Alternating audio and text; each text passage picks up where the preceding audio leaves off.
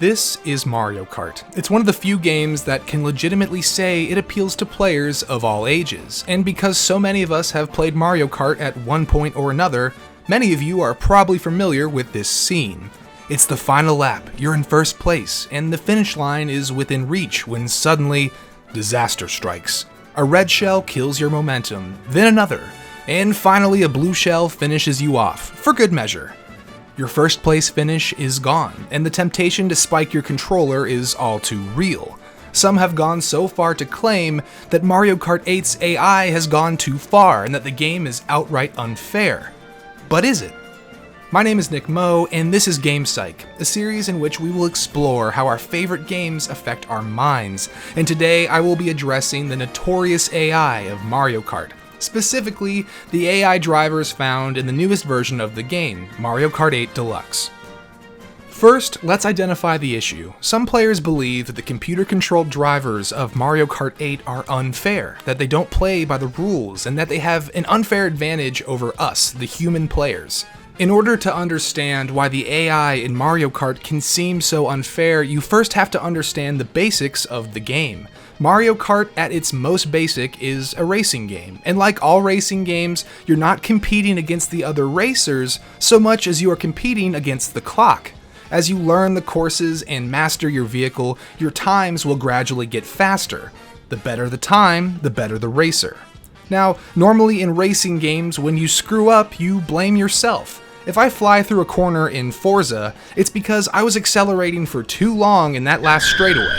Next time I come to that corner, I will be taking things a bit slower. I can learn from my mistakes, and my times on that track will improve. Mario Kart introduces an element of random chance into this racing feedback loop. Another player or an AI driver can hit you with an item, like a red or a blue shell, and it will hurt your finishing time. Random chance can frustrate players. It makes them feel as if their skill is wasted. Thankfully, there are ways of reducing the effects of random chance.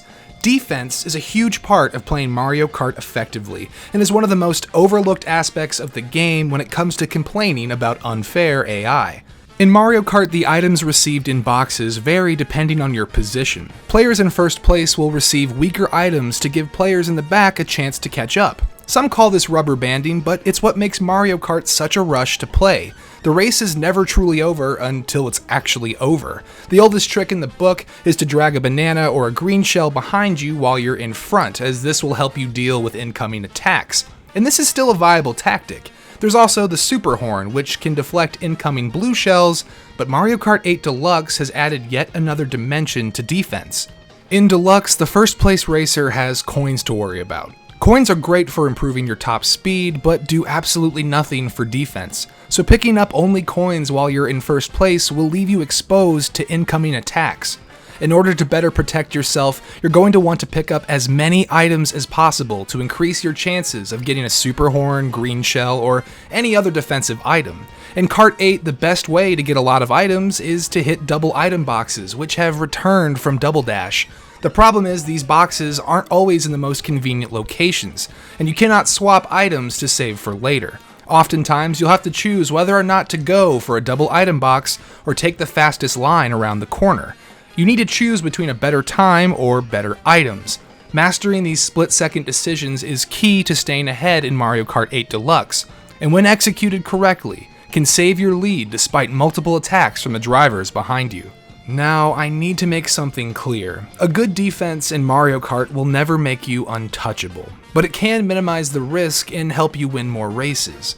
There's a reason why the Grand Prix hands out a trophy after 4 races and not after each round. The game rewards the player who is the most consistent across multiple races, and to be consistent, defense is necessary. But why does it seem so hard to be consistent? Why does it feel like the AI always has the advantage?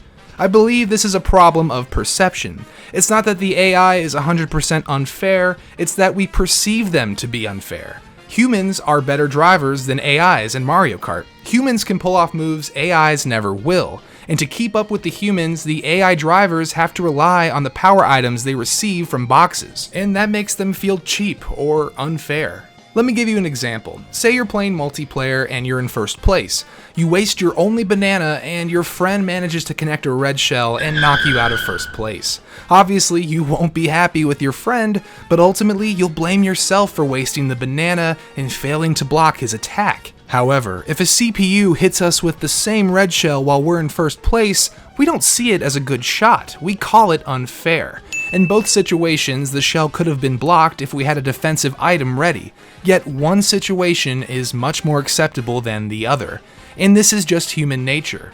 We don't fully comprehend how the game's AI drivers make decisions, and so we are quick to assume they play unfairly. This is because humans are a highly adaptive species. Our brains seek out patterns and try to exploit these patterns. I know if one of my friends gets a blue shell, he will save it till the very last moment of the race in order to cause me the most pain. But because he does this every single race, I can create a counterattack. But an AI driver does not adhere to this pattern. An AI will throw a blue shell at any random time, and so my counterattack fails. It's easy for players to become frustrated when playing single player, as AI drivers refuse to create patterns for us to take advantage of. The other glaring difference between single player and multiplayer is the number of racers. Traditional local Mario Kart is played with 4 racers in split screen, whereas Grand Prix now features 12 racers. That's you plus 11 AIs. That's roughly 3 times the amount of racers on the track looking to knock you out of first place. It's not that they're playing unfairly, there are just more chances for you to get hit thanks to all the additional drivers. It's a numbers game. The effect of 12 different racers hitting item boxes is even more apparent when you hop online and play against other humans. 12-player online is more difficult than single player's hardest difficulty. Not only are there 11 other racers trying to take you out, but they have the decision-making skills of an actual person and won't make the same mistakes the AI does. This demonstrates something very interesting about Mario Kart. In almost all situations, the human is greater than the AI. If a room full of random people are tougher to beat than the computer is far from unfair. But before we close the book on the AI of Mario Kart, I want to leave you with a story. Not long ago, I began playing a modified version of Mario Kart where the only items allowed were the ones that require precise aim, such as green shells and bananas. At first, I was very excited to try this mode out. I've long held the belief that bananas and green shells required the most skill to land, and by removing the power items, it would tip the scale in favor of skilled players, removing the rubber banding. And to some extent, I was right. It was much easier to hold on to first place without the threat of blue shells and being blown off the track. But something was wrong. The more I played, the more I missed the insanity and uncertainty of regular old Mario Kart. As it turns out, a lot of what makes Mario Kart so fun comes from the fear of being blown off the track, and taking out others when it's your turn with a power item. There's a certain rush that comes with flying around a corner on Rainbow Road while in first place, knowing you're only moments away from a blue shell ending your miracle run that makes Mario Kart's unfair AI kinda worth it. And to me, that's the takeaway. The so-called unfair AI isn't a problem in Mario Kart 8 Deluxe, it's a key feature. Because we do not fully understand how the AI operates, we assume they play dirty, but the truth is, without the threat of the AI, Mario Kart wouldn't be the same. Though at times they seem unfair, the AI keeps you on your toes and keeps you from falling asleep at the wheel. You aren't going to win every race on every difficulty, but with a good defensive game you can minimize the effects of random chance and come pretty darn close. Anyone can get lucky and steal a round in Mario Kart. However, only skilled players will be able to consistently place higher than the AI, and so long as this is the case, the AI in Mario Kart 8 is not unfair. Remember, the game rewards the most consistent driver, and not the driver who just so happened to throw the last blue shell. Thank you all so much for watching. As you can tell, I am very much enjoying Mario Kart 8 Deluxe. I also recently learned that the blue shell is actually called the spiny shell, but I refuse to change what I call an item that I've been cursing and swearing at for the past 20 years of my life. If you enjoyed this video, be sure to subscribe and check out future episodes of Game Psych and other exciting content to come.